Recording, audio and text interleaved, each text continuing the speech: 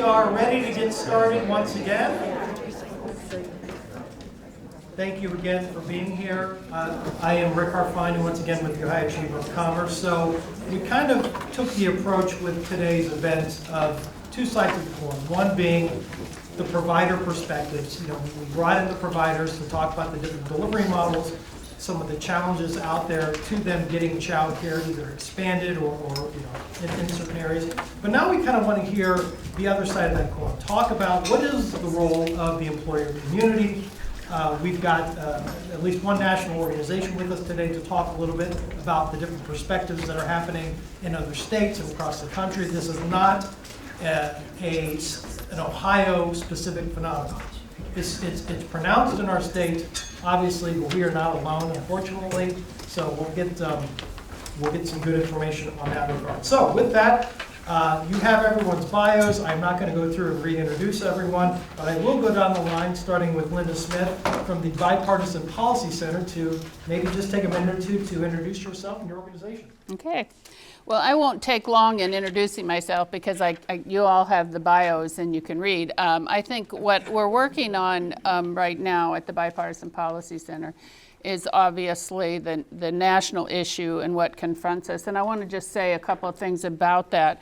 The good news is that in DC, at least, I know some don't laugh, everyone, but there is good news in DC, and that is that this issue is bipartisan and has remained that way, that we have a lot of interest across the aisle on all of the issues surrounding child care, whether it's the lack of care, the cost of care, and the solutions that we might apply to this.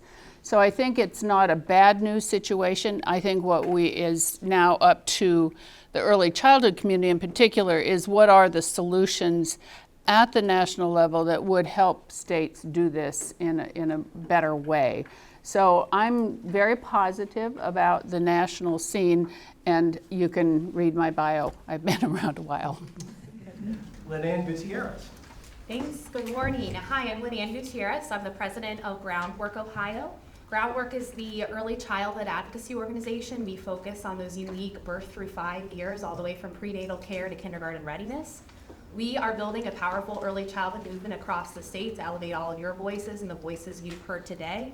We are inviting curious minds, including employers and our business leaders, to join our effort to ensure that our public policymakers are accountable to the investments required to make childcare a public good that it is for our families across the state. Thanks for having us. Thank you. Steph. Hi, good morning, everyone. I'm Stephanie Keinath. I'm the Vice President of Strategic Initiatives with the Dayton Area Chamber of Commerce. We represent 2,200 businesses in Southwest Ohio. We've got about a 14-county footprint, and personally, I've been working on the issue of early childhood education and childcare for probably close to a decade. Have really benefited from the wisdom of these two women on the panel, and have had, I think, a lot of interest in how we can better engage our business leaders in this overall problem, but really to help us find some solutions moving forward. Thank you. And Brandy Scheetz. Hi, my name is Brandy Scheetz. I am the Executive Director with Foundations Community Childcare. Foundations Community Childcare is a brand new nonprofit facility that is set to open in Ashland, Ohio this spring. And what I'm here to share with you today is a really unique business model that is put in place to raise the funding for the capital to build our facility, and the ongoing business partnership that we have developed within our community to bring childcare to a much needed area of Ashland, Ohio, and in a way that is affordable and high quality for the families in the community. Thank you, Brandy.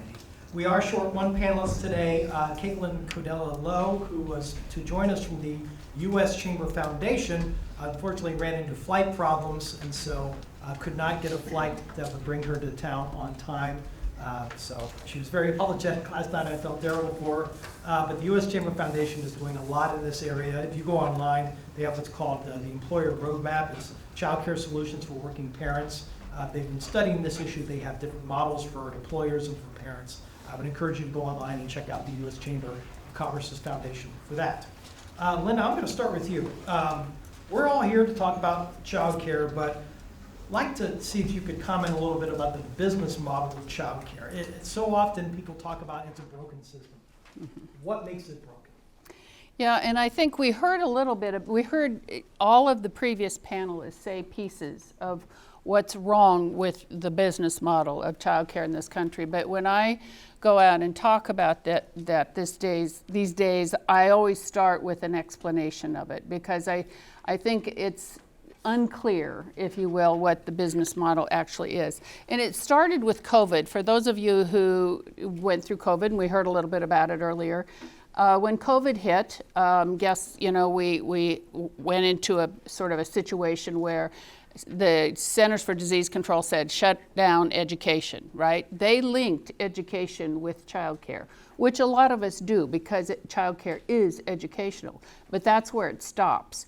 Because when the schools shut down, the lights were still on, the facilities were there, and the teachers got paid, correct? In childcare, when childcare shut down, there was no money coming into the program to pay the staff, pay the overhead, pay the rent, etc. And that is fundamentally what happened and what we finally in this country recognized about the business model. So what I say about it in a nutshell, childcare is a business. It's a market system, for-profit, not-for-profit, home-based, etc. Okay? So what we have not come to grips with yet is that market model is failing in this country. Across the country, it is a failed model. And Janet Yellen, in a speech she gave in October, November, she actually cited childcare as the classic case of a failed market. And why is that? Well, in a nutshell, when a product costs more to produce than the parents can afford to pay, it's broken, folks. And that gap is substantial already. And to the earlier comments about the workforce issues, that's, if we raise the wages to the workforce, that gap gets even bigger. And the only way to raise those wages is to ask parents to pay more. And we know parents in this country are strapped with childcare costs. So how do we begin to address this issue of this broken model and figure out how to pay people a decent wage and at the same time help parents afford this? And that's where we are in the country, and I think we heard it with all the panelists before in some version or another about the workforce. And I just want to say, there are things that I think we can deal with that are, not easy, but back again to the COVID issue, the stability of funding going into these programs is the critical issue, because the money is very unreliable. We saw that during COVID. And now what we see is if we can't stabilize that funding, they can't pay their workers, et cetera. So the stabilization money that the government put out worked. Now we need to learn a lesson from why it worked and apply those lessons to how we move forward in this country to finance childcare. And there's a lot more we can say, but I think in a nutshell. Well, and I want to piggyback on that real quick before we jump to the local perspective, because you are a national organization. I was wondering if you might be able to quickly comment about what is happening around the country related to childcare, particularly through the lens of the business community. What are you seeing? Well, I think in a nutshell we can say, and I should have said in the opening that Caitlin and I, we usually do a road show, so not having her here is kind of a loss, because we actually have a partnership with the Chamber, the U.S. Chamber at the national level, and are working in right now 13 states. One of them is Ohio, in terms of trying to bring the business community to the table. But I think the message is that we have to have the business community at the table to make progress, because they are one of the primary recipients of the services. Their workers rely on it, et cetera, et cetera. And I think at the national level, we have got to engage more than just the child care advocacy community if we're going to make progress on this. So what's going on around the country? It depends. But in every state that we're working in with the Chamber, we have seen enormous progress because we bring business to the table. And in some cases, the only progress we've seen yet is because businesses are at the table. In some very conservative states, I can tell, we've had enormous progress, not so much wins, but progress in states like South Dakota, for example, which we all know have ratio, we have concerns about ratios. The business community is now engaged in this, got a study group going on in the state to look at this issue, sponsored by the legislature. So, and that's happening in many states around the country. So I think getting business to the table is the key, actually, to solving our problems. Brandy, I want to jump over to you. Part of what this panel is about is to provide visibility to best practices. And you have a really great story to share right here in the state of Ohio, up in Ashland County. And I think you alluded to it earlier in your opening remarks, but you had public and private sector partners coming together in your community to solve a community problem. I guess first, can you talk a little bit about that, and can you explain, how did you get the business community motivated to step up and help the effort? What does that engagement look like? That's a great question. Back in August of 2020, so in the height of COVID, the Women's Fund out of the Ashland County Community Foundation was doing their due diligence researching why aren't women joining the workforce, especially. Of course, it is lack of access to affordable childcare. And so out of that strong group of Women's Fund board members came the idea to look at what was available for families in the county, and found really that infant care especially was not available within the community to serve our families. And they just the idea was born there of that group of women who then went out to all of the local businesses. And this is where the hard work has happened. It has been a lot of work on the ground of meeting with HR departments and heads of companies, just to share with them, listen, you're having struggles with staffing. People aren't coming back to work because there is nowhere for them to receive that affordable, high quality care that they're looking for. And so through making those connections on the ground with independent businesses one by one is where the initiative actually began. And through all of that, and through a lot of hard work and looking at grant money to fund our project, our community was able to raise $4.8 million for the creation of a new facility, which we're getting there. We're hoping to open this spring with that grant money and with those donor dollars from our businesses who are looking to have a place that they can say to their employees, we have a good, high quality child care center that you can send your children to in this community. So part of my job as I took over the role in January is to continue those partnerships with our businesses. And we've developed a business model, a partnership model, where those businesses will continue to make a yearly contribution to Foundation's Community Childcare. And with that yearly contribution, then on their end, they have the power to decide how many spaces, if you will, they will pay a percentage of the child care costs for their employees. So through that partnership then, I'm working really diligently to make sure that the businesses in the community are recognized for that contribution. I'm knowing too that their contribution is not just helping the people who are in their particular business, it is open to the general public, and those contributions are allowing us to keep our tuition at a rate that is more affordable. And it's also allowing us to try to get wages to hire in staff at a little bit of a higher rate. So we're looking at hiring in high quality staff members as well.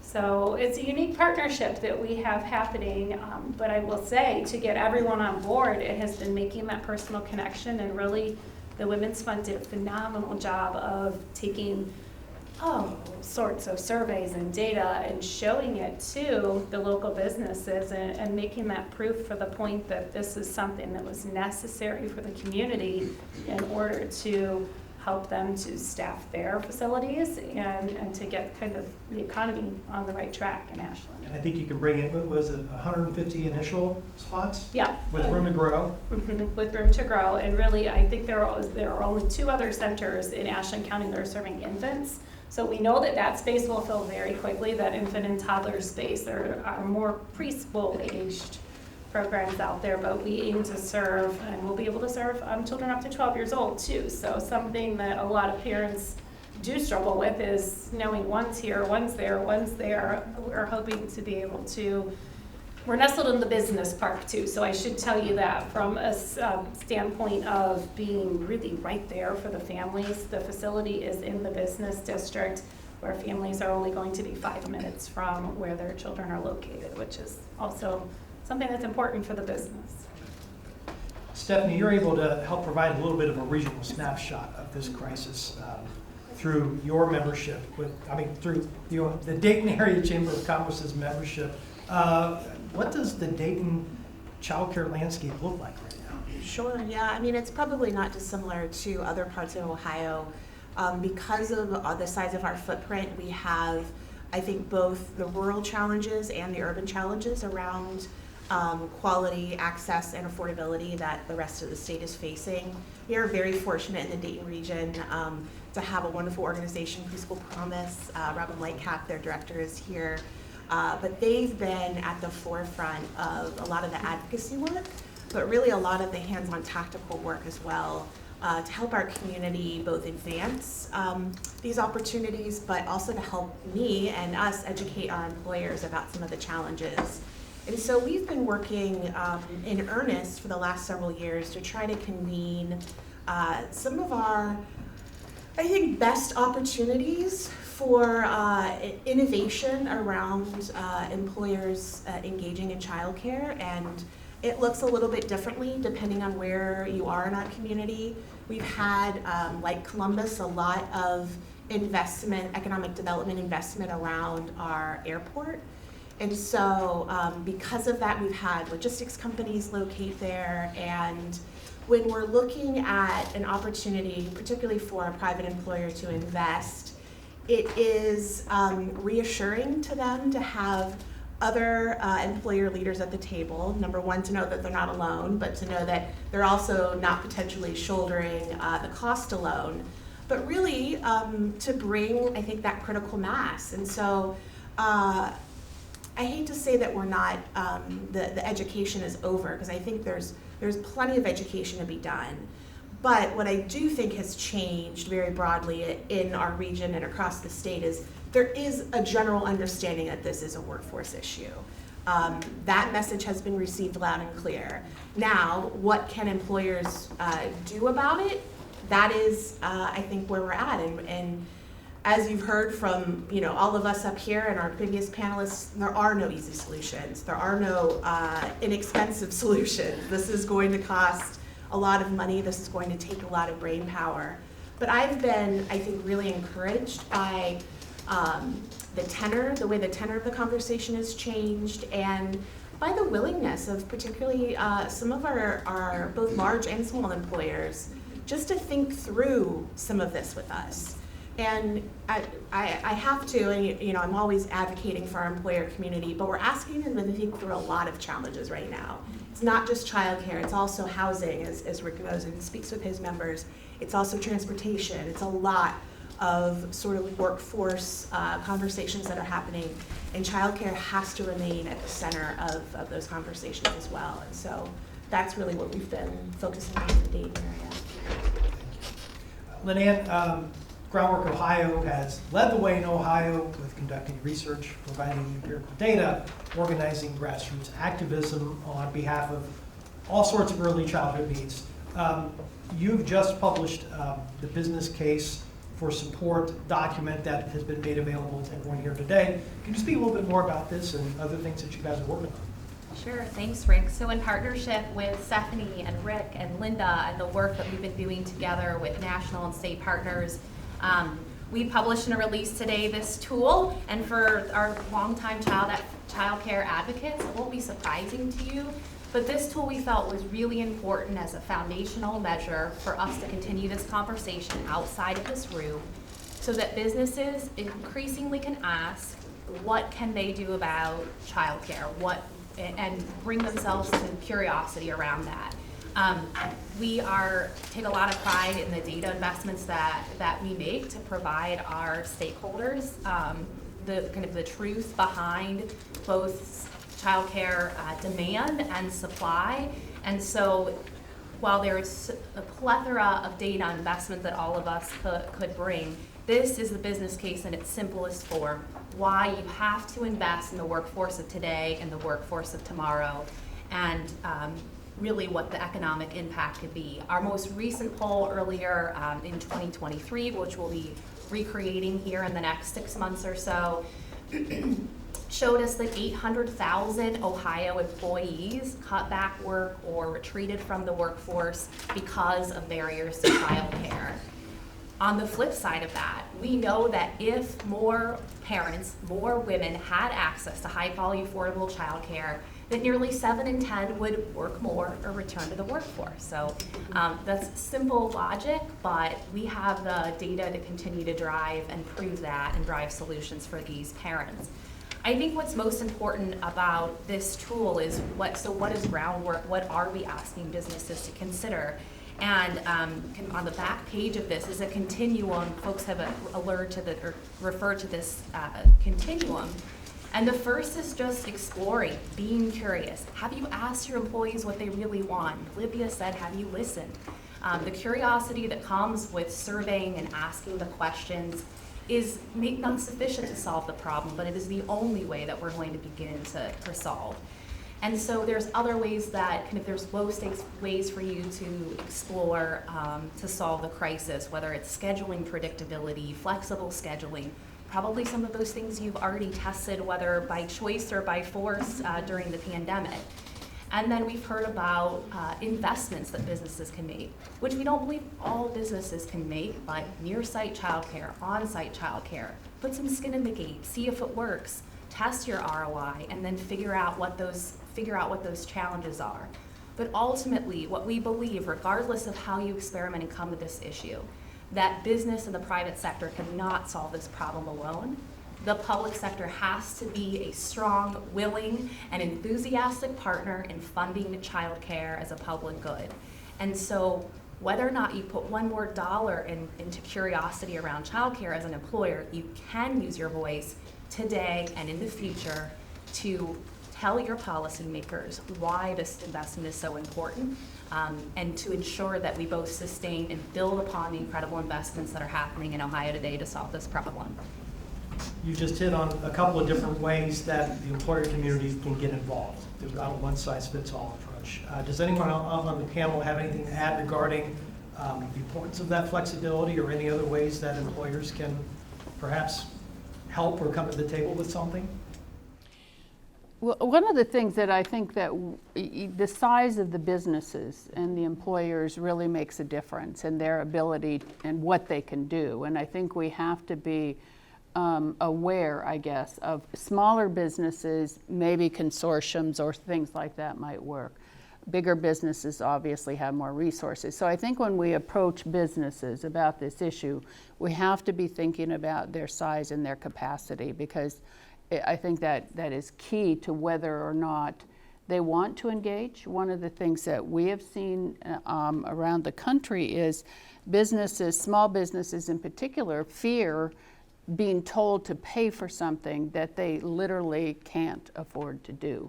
And so how you approach small businesses about this issue versus bigger ones, I think will make a difference in their willingness to come to the table. Well, and businesses every day, I mean, they're constantly evolving their goods, their services, they're innovating, they're businesses, that's what they do. So, I mean, the same applies to their own workforce. So, I mean, Right. if they need to institute work from home, like scheduling, or even try to procure different spots nearby, they can, there's many ways they can do that.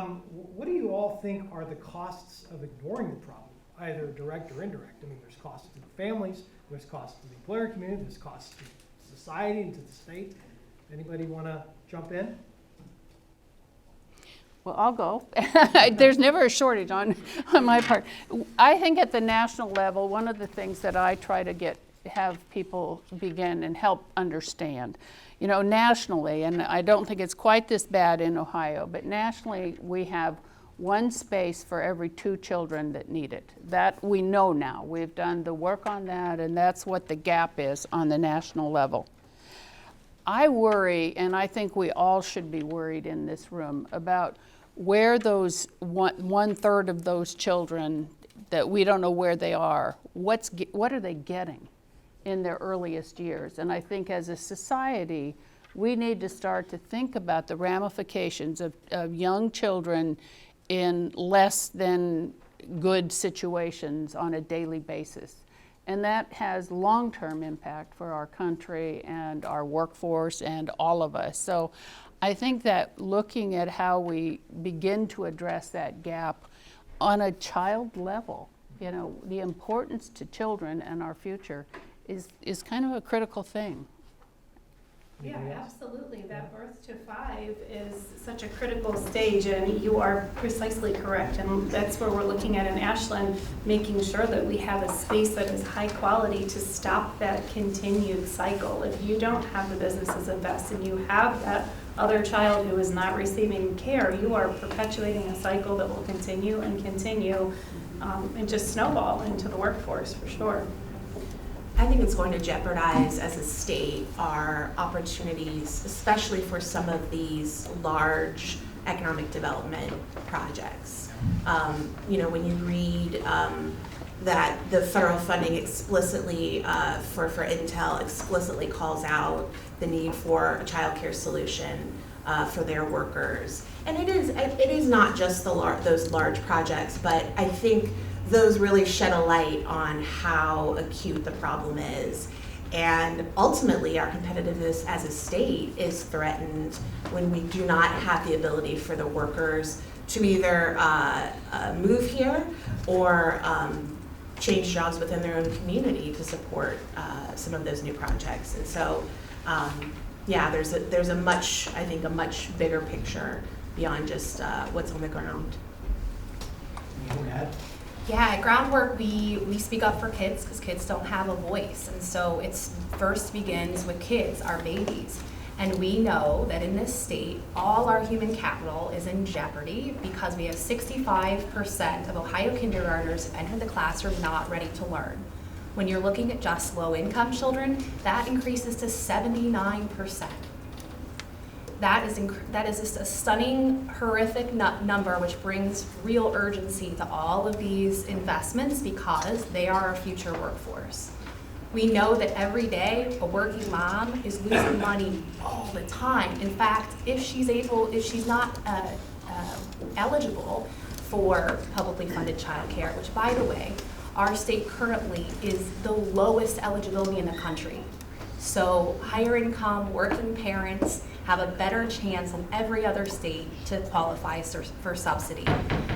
But for the investment that the governor and Director Wente announced earlier this week, we wouldn't be making any progress on that. So that working mom is losing $10 of her wage, that first $10 to childcare when she arrives at work. Every hour is going to the cost of childcare. And of course, our businesses and communities are losing. We know that $3.9 billion a year is lost as a result of the barriers to infant and toddler childcare alone. Well, and you're also taking an entire demographic out of the labor pool. You know, these are talented, hardworking people that now just can't or just not able to work, which denies an employer, you know, it shallows the pool, I guess. I want to stay on the theme real quick about quality. I know you brought it up, Brandy, and I know you hinted about it, Lynanne. We heard the previous panel talk a little bit about what quality perhaps looks like. A number of you have backgrounds in early childhood education, and this is really a subjective question, I guess, for all of you. What does quality look like to you, or should it look like? Whether we're talking, you know, there's different delivery models, right? There's center-based, there's on-site, there's in-home. I mean, we're not talking about plopping a kid on the couch in front of a DVD all day just to keep them preoccupied. No, ideally, to have a quality child care center, you're looking for staff members who can write lesson plans even for your smallest children, who have a plan in place for taking care of the social, the emotional, the cognitive development of those children from birth all the way through their time at the center. But then you want, you know, you come and you look and you want someone who has a degree in early childhood. They've gone to college, they've got a 4-year degree, or even a 2-year degree, and you cannot pay them what they need to live their own life and to sustain their own family. And so then you start to lose quality because you are going down and you're lowering your standard because you can't afford to pay for that quality care, which is unfortunate. And in childcare, for me, I feel like consistency is everything.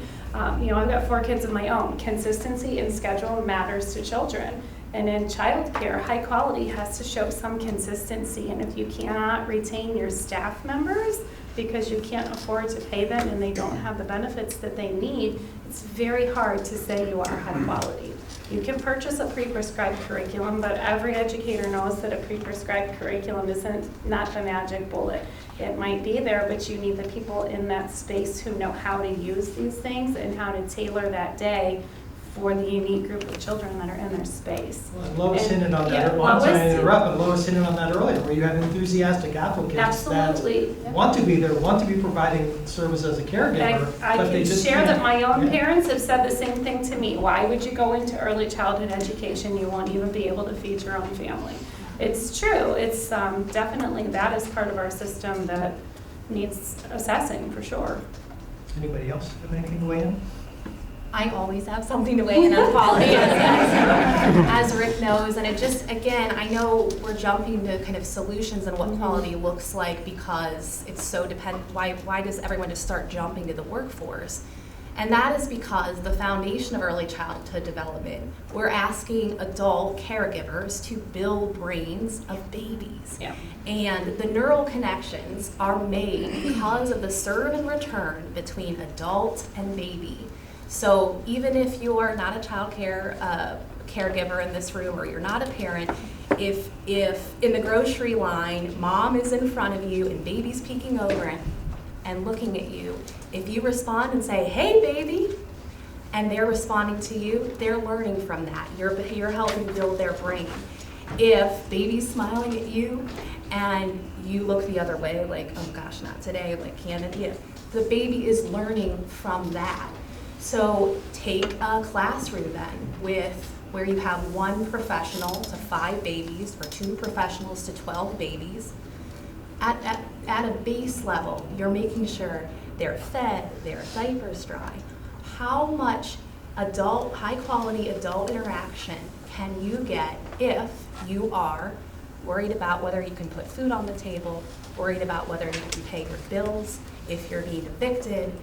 How can you interact and build that baby's brain when you feel so stretched within the classroom because you're just trying to meet the basic needs of those babies? So I'm sorry to bring it back to the little baby face, but I do think that is why the investment is so critical, because of the work we're asking the workforce to do. And I just want to be clear, no one's actually said the wage yet, but the average wage that a child care worker makes in the state is $14 an hour. The expectation around the type of brain building we're doing is not acceptable in this state or any other. Lots of talk today about where we're falling short as a state. But compared to neighboring states and the rest of the country, is there anything Ohio's doing well?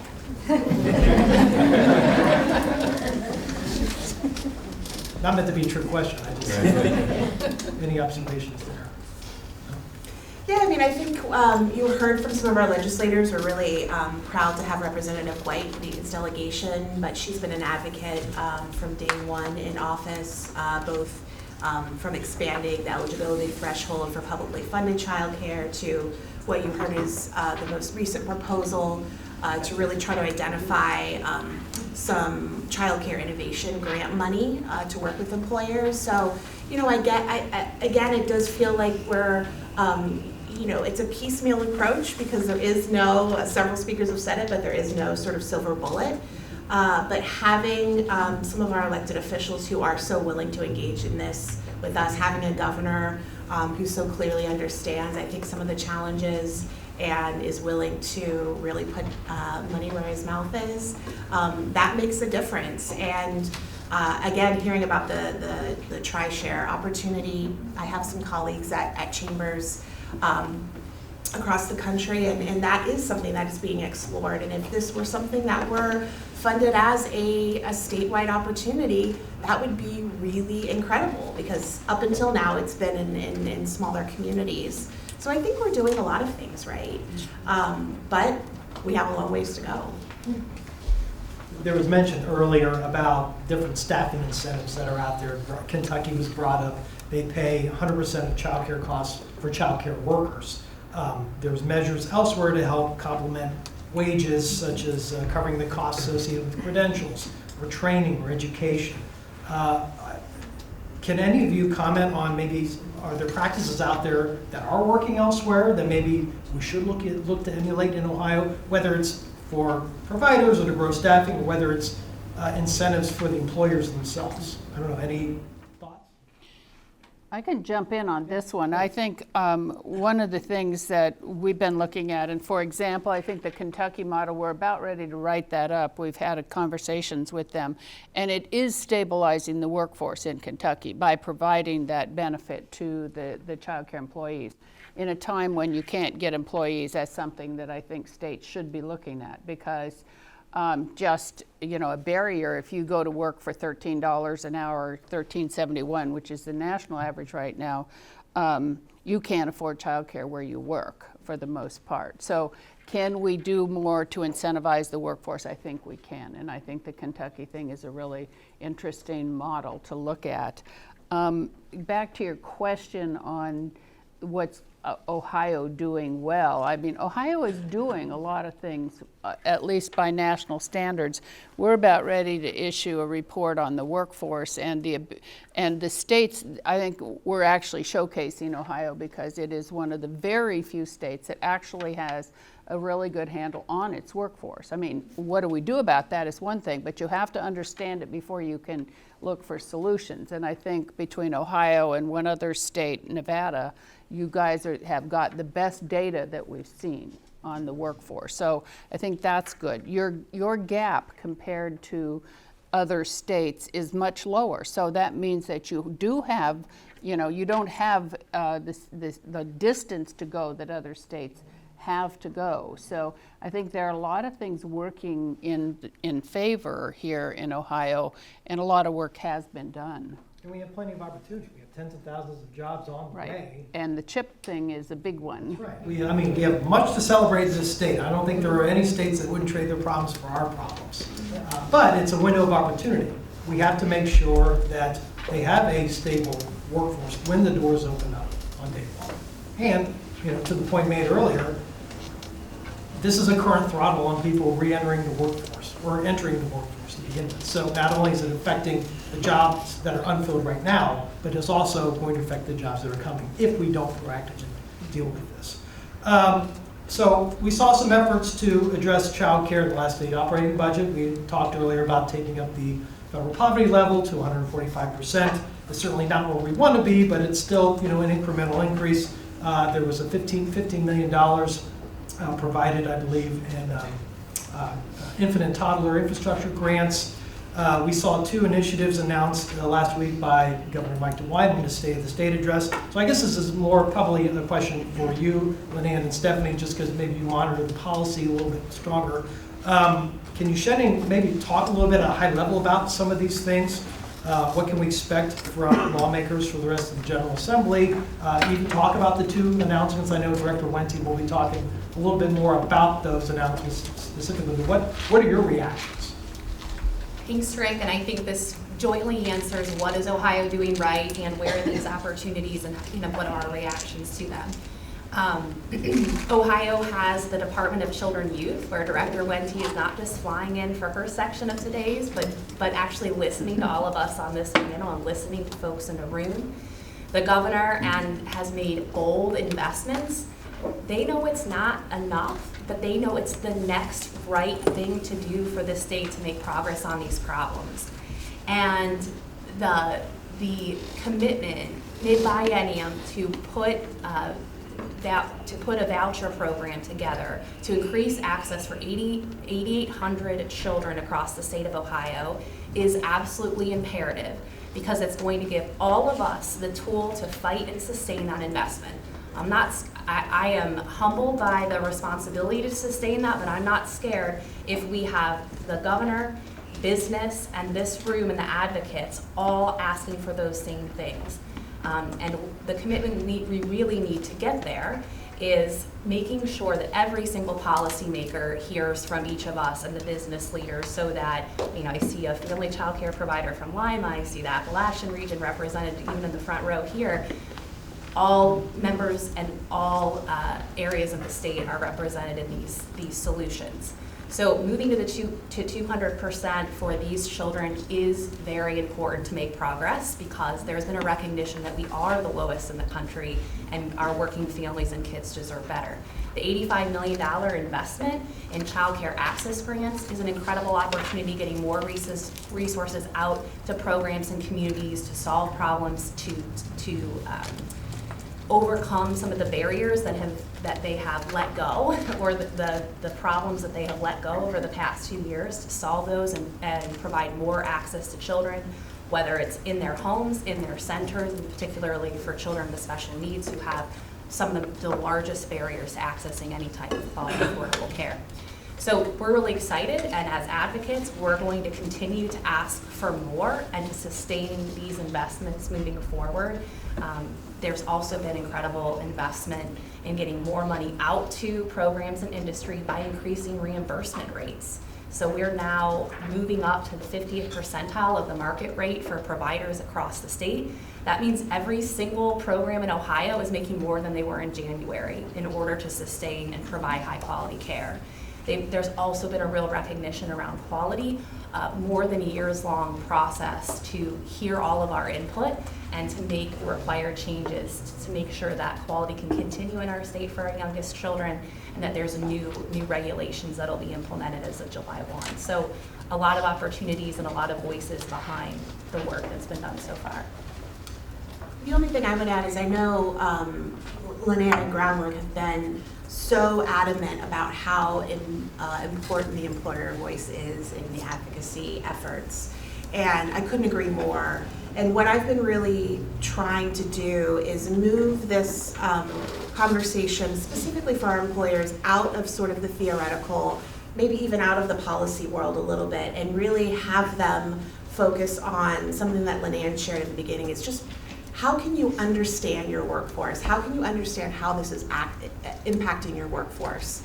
And so that comes down to surveying, talking to, really uncovering sort of the daily struggles of the people that are in your employ, and understanding that, and then being able to, even if you don't have the solutions yet, but being able to share that information broadly, that then those policy solutions become so much more powerful. Because at the end of the day, we're not trying to solve this for just one employer or just one part of Ohio or just for one state even.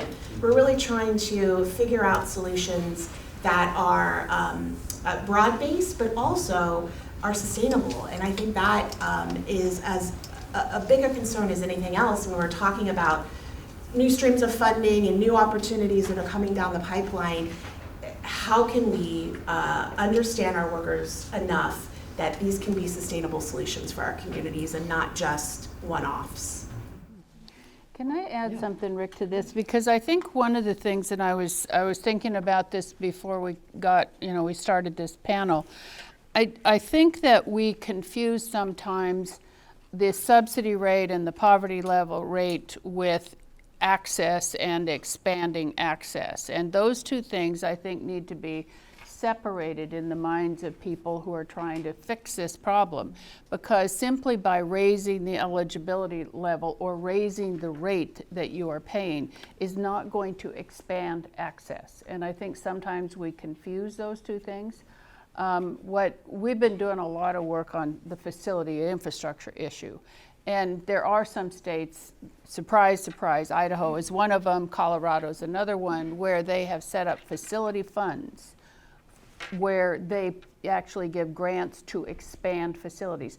Because by increasing the rates, all you're doing is kind of filling the gap between what costs to do it and what, sort of that whole issue there aside, they don't have any money left over to expand facilities. And so when we think about paying for the subsidy rate, we need to think of it as, yes, we need to do that.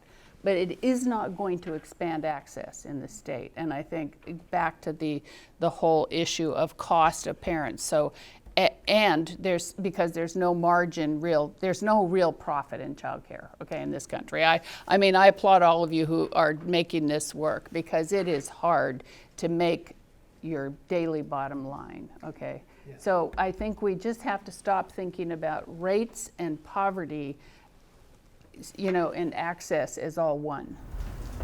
Right, and the 85 million that the governor has proposed, I think will help address that problem. I mean, at least allow providers to renovate, to expand, to maybe hire, an initial staffer, maybe procure an existing building and convert it over. But it goes back to what Dave Smith said earlier about he's got hundreds of slots currently available. He's got the capacity.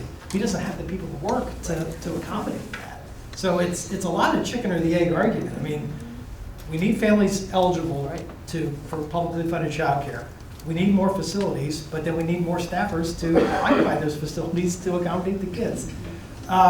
Before we turn over to the audience questions, I do want to just quickly ask, talk a little bit about this phenomenon of childcare. How did it change during COVID? How were maybe things run before versus how they are today? Is there anything maybe that we need to adjust or change as a state or as a country?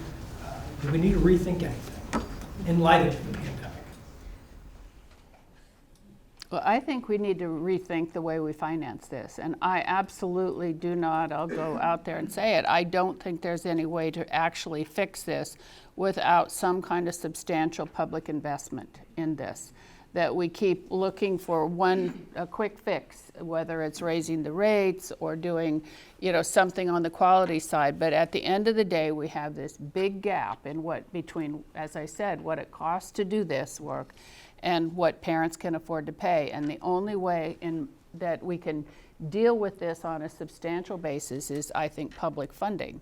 Now, what that might look like, I mean, there are options that we could look at. For example, there are tax policies that could help us on some of this. There are ways to get at it. But at the end of the day, we don't have enough money in childcare to make this system work. Well, and also, too, we're talking in terms of federal government and state government, but I would be remiss if I didn't point out there are really great stories happening with local government. Brandy's talked about what the city of Ashland, what Ashland County are doing. I was up at a forum in Cleveland, Starting Point, and what the city of Cleveland and Cuyahoga County are doing up there to try to tackle this as a regional problem. So lots of great, I think, best practices and anecdotes out there of specific communities, local governments that are addressing the problem on their terms.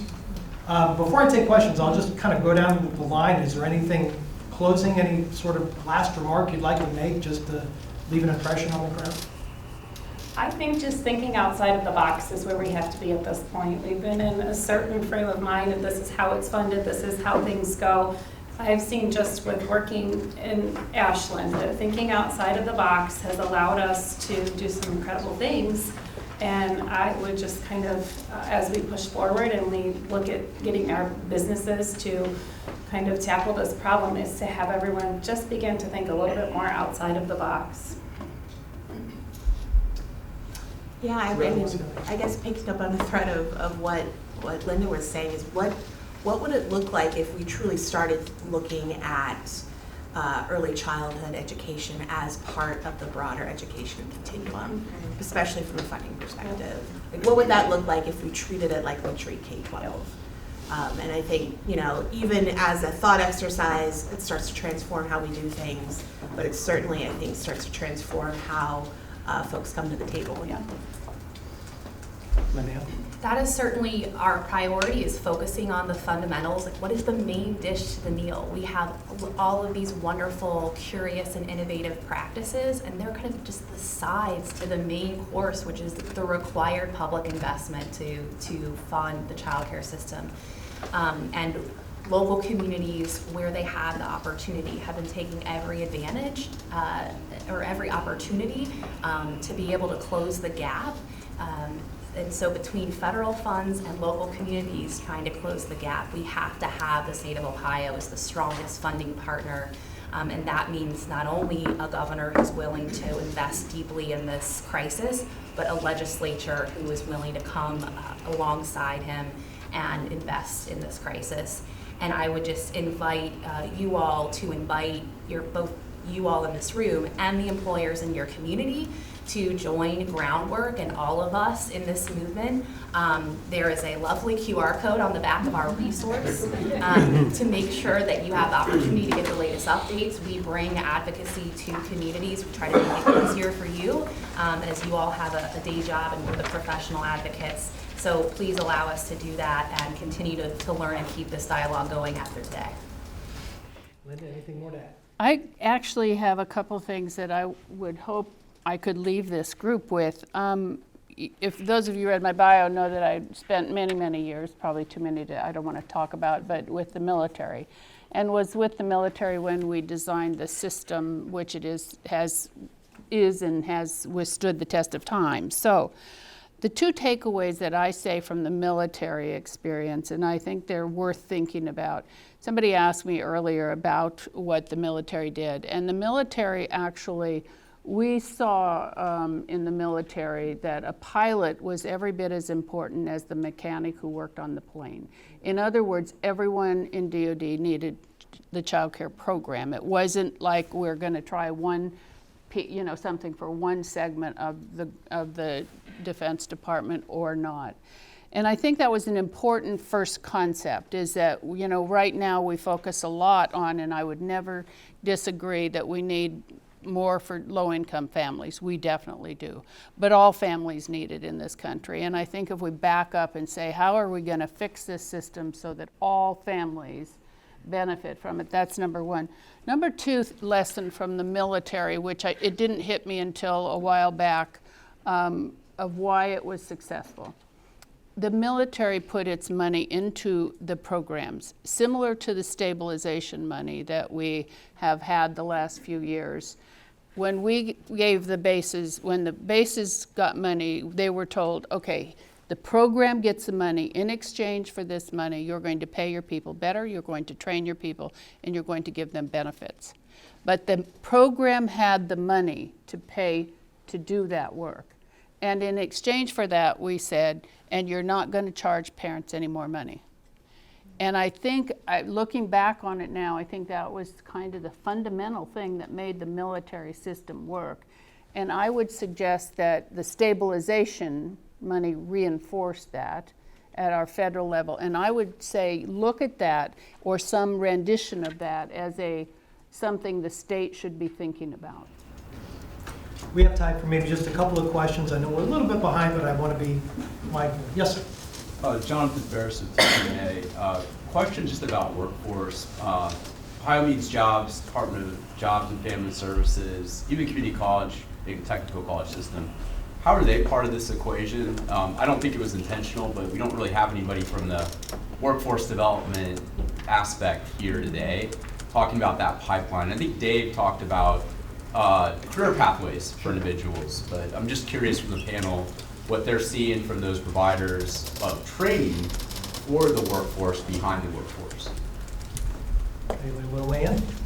I mean, one of the things I had the opportunity to talk with the Central Ohio Workforce Board recently, and we were looking at we just kind of for sake of example, looked at where they were driving job seekers in the healthcare industry, looking at the kind of 5 top jobs they were driving folks to, and the entry-level wage that those job seekers would then be earning. One of those 5 were eligible for subsidy. The remaining job seekers were not eligible for any public support in child care. And so, again, I'm not sure this is fully answering your question, but when we start actually applying this to the real workforce where you all are driving jobs and where the economic development opportunities are, there's a mismatch between our state policy and where we are sending our job seekers to those opportunities. And so one of the benefits, besides the incredible benefit of actually helping working families and those young children by expanding eligibility, is you bring in this broader income pool into the system where they have support and access to childcare, so that they can take advantage of the pathways that you're creating. And that was just one example from a local sector here. Yes, in front. Renee Timberlake from the United Way of Greater Cleveland. I am involved in a lot of conversations now around just workforce period, but workforce and childcare specifically, and attended the EPIC conference in Denver where Linda was there as well. And I found these conversations really overwhelming because everything is wrong with the system.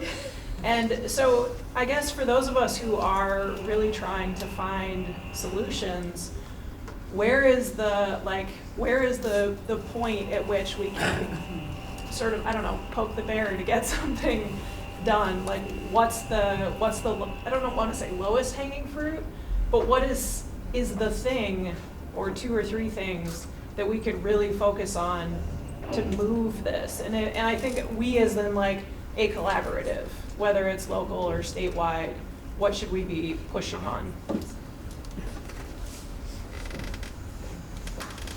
I'm happy to go first. I think the next priority things to focus on are increasing and maintaining eligibility now at 200% of the federal poverty level. I think it's investing more in programs so that we are getting closer to the cost of care for programs. And third is to look at what we're asking parents to pay and limiting parent co-payments. So I think those three kind of indicators are tapping into both kind of the stretch that parents are feeling, the stretch that providers are feeling, and making more working families eligible for support.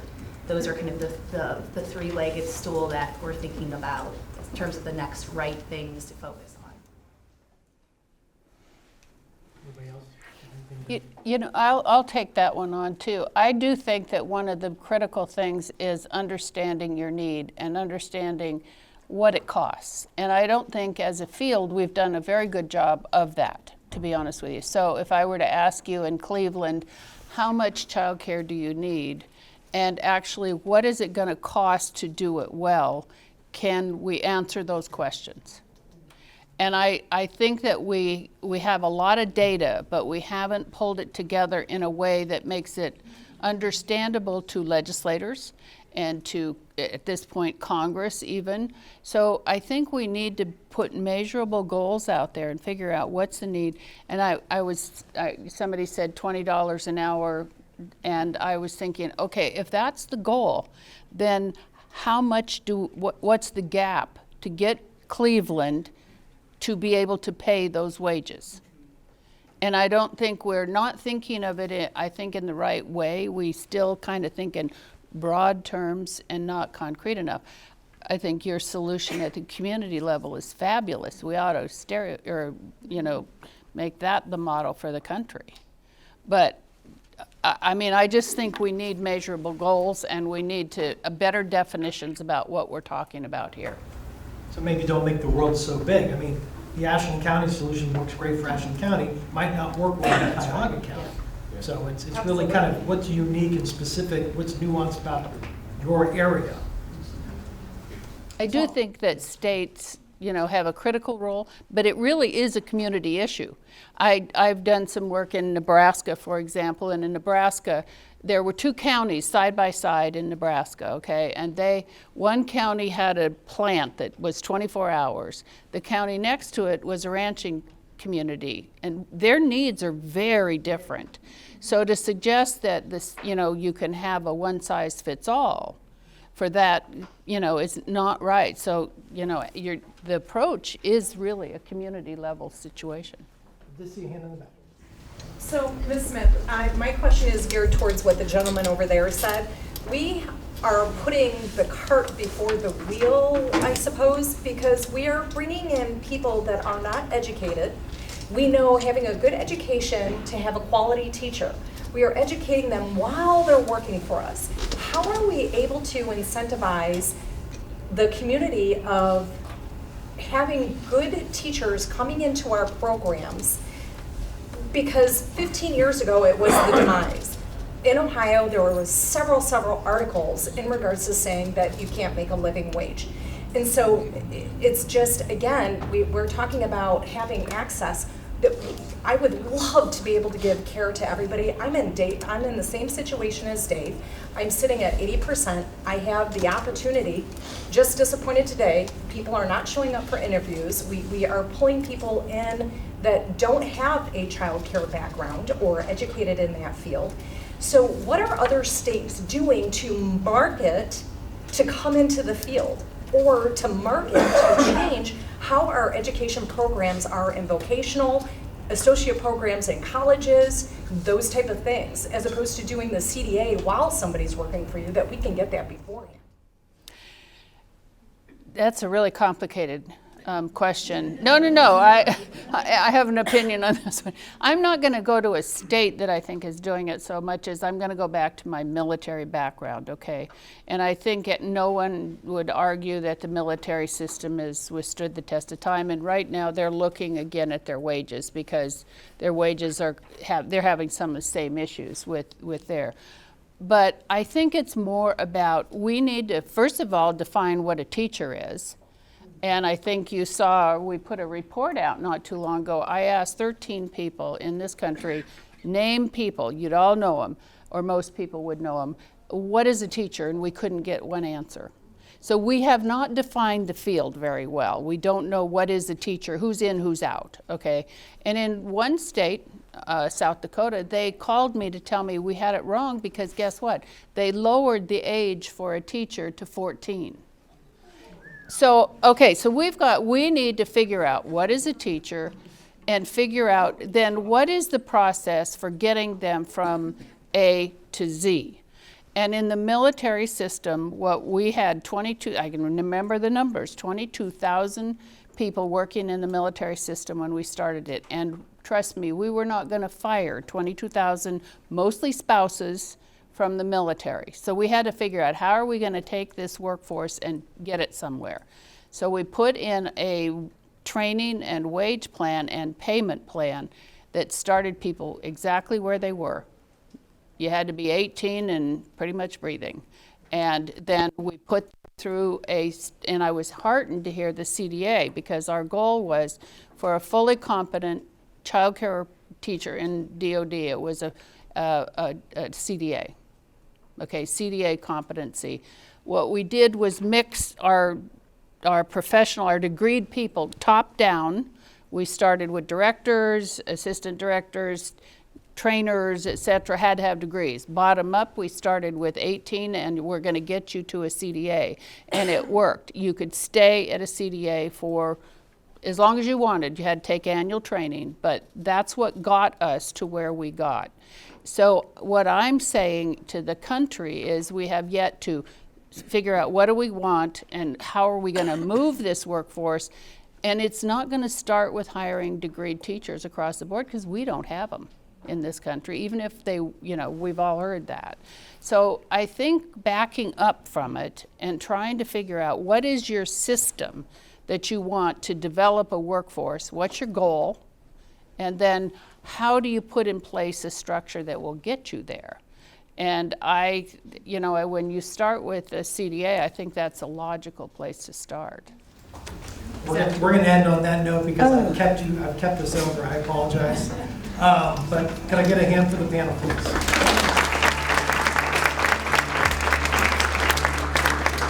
Okay, at this time.